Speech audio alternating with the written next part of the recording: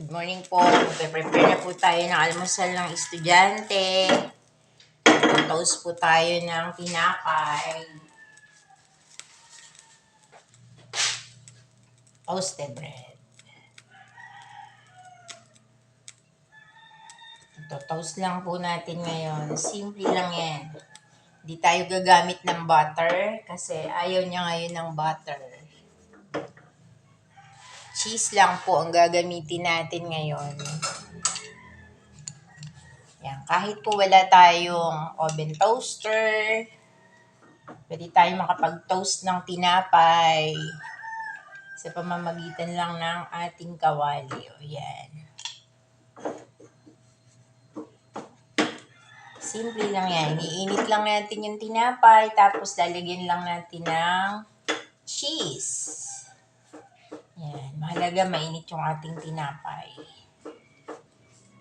Tapos, gagawa na lang tayo ng drinks. Pwede pong iterno nyo yan sa kape. Pwede nyo yung iterno sa chocolate drink. Pwede nyo yung iterno sa coffee. Simple lang tayo ngayong umaga. Yan. Init-init lang.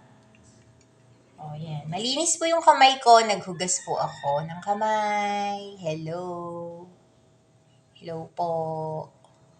Tayo po ay gumagawa ng breakfast ng bata. Ayan. Malinis po yan. Ayan. Buns. Mahina lang po ang apoy. Ayan. Hinaan lang natin ang apoy para po hindi siya masunog. Ngayon, baligtarin na natin siya at ilalagay na po natin ang ating cheese. Ayan. Lagyan na natin ng cheese. Nahulog. Nahulog pa sa pan. Mainit yan. Yan. Lagay natin. Yan. Gusto ng bata yan. Lagyan natin ng cheese. Oh.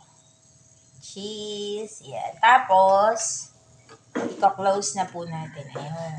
Kita nyo po na i-close ko na. O, yan. I-off na natin ang apoy. Yan. Iinit na niyan yung cheese.